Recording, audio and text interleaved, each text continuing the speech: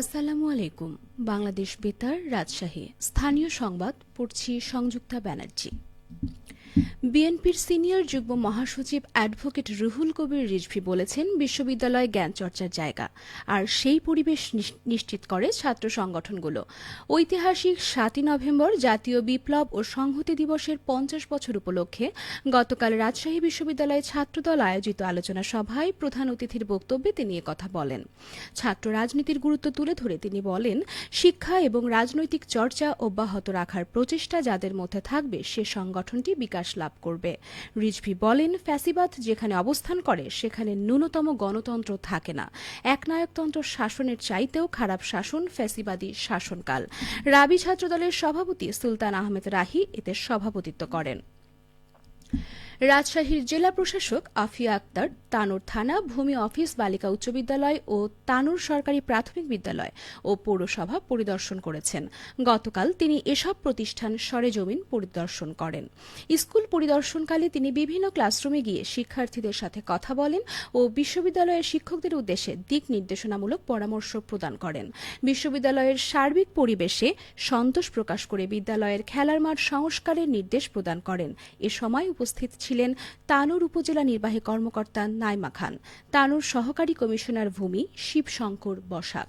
পরিদর্শনকালে শিক্ষা প্রতিষ্ঠানের প্রধান শিক্ষক সাইদুর রহমান সহ গণমাধ্যম কর্মীরা উপস্থিত ছিলেন। পরিদর্শন শেষে জেলা প্রশাসক বালিকা উচ্চ বিদ্যালয়ে একটি নারিকেল গাছের চারা রোপণ করেন। বগুড়ায় বেসরকারি Pundra university of science and টেকনোলজিতে ইংরেজি বিভাগের উদ্যোগে শিক্ষার্থীদের গবেষণা প্রবন্ধ উপস্থাপনে সেমিনার অনুষ্ঠিত হয়েছে। গতকাল বিশ্ববিদ্যালয়ের নতুন একাডেমিক ভবনে এই সেমিনার অনুষ্ঠিত হয়। বিভাগের একাডেমিক কার্যক্রমের অংশ হিসেবে আয়োজিত সেমিনারে বিভিন্ন ব্যাচের শিক্ষার্থীদের জমা দেওয়া মোট ৬৭ গবেষণা প্রবন্ধের মধ্য থেকে নির্বাচিত ১০টি প্রবন্ধ উপস্থাপন করা হয়। সেমিনারে প্রধান অতিথি ছিলেন বিশ্ববিদ্যালয়ের উপাচার্য প্রফেসর ড চিত্তরঞ্জন মিশ্র। মানবিক ও সামাজিক বিজ্ঞান অনুষদের ডিন এবং ইংরেজি বিভাগের বিভাগীয় প্রধান প্রফেসর ড আহমেদ শরীফ তালুকদারের সভাপতিত্বে অনুষ্ঠানে বিশেষ অতিথি ছিলেন বোর্ড অব ট্রাস্টিজের উপদেষ্টা ও ইমেরিটাস প্রফেসর ড এম আফজাল হোসেন। নাটোর জেলা পুলিশের মাসিক কল্যাণ সভা অনুষ্ঠিত হয়েছে। গতকাল পুলিশ সায়েন্সের ড্রিল শেডে অনুষ্ঠিত সভায় সভাপতিত্ব করেন পুলিশ সুপার মোহাম্মদ তারিকুল ইসলাম। সভায় বিভিন্ন থানায় কর্মরত অফিসার ও ফোর্সবৃন্দ তাদের পেশাগত বিভিন্ন সমস্যা উপস্থাপন করেন। সভার সভাপতি এসব সমস্যা সমাধানে যথাযথ পদক্ষেপ গ্রহণের জন্য সংশ্লিষ্ট ব্যক্তিদের নির্দেশনা প্রদান করেন। তিনি সততার সাথে সঠিকভাবে দায়িত্ব পালনের জন্য নির্দেশনা প্রদান করেন।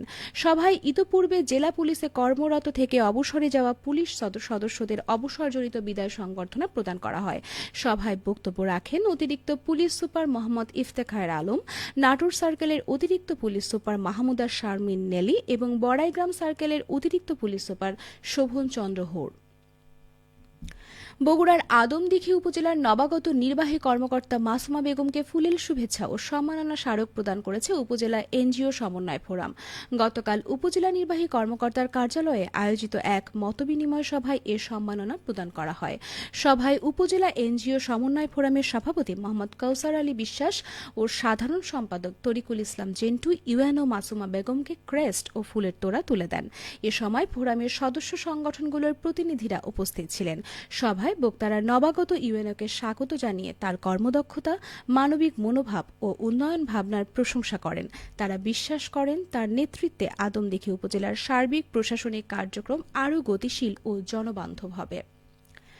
রাজশাহীর প্রকৌশল ও প্রযুক্তি বিশ্ববিদ্যালয়ের নিষিদ্ধ সংগঠন ছাত্রলীগের এক নেতাকে আটক করে পুলিশের হাতে সোপর্দ করা হয়েছে।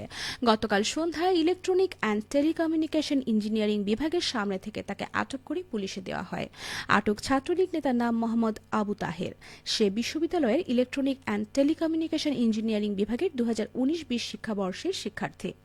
শিক্ষার্থীদের অভিযোগ, রুয়েট ছাত্রলীগের সাধারণ সম্পাদক সৌমিক সাহার অত্যন্ত ঘনিষ্ঠ এই আবু তাহের তার বিরুদ্ধে আবাসিক হলে শিক্ষার্থীদের ওপর নিপীড়ন, হুমকি প্রদান ও গত জুলাই আন্দোলনে হামলায় অংশ নেওয়ার অভিযোগ রয়েছে।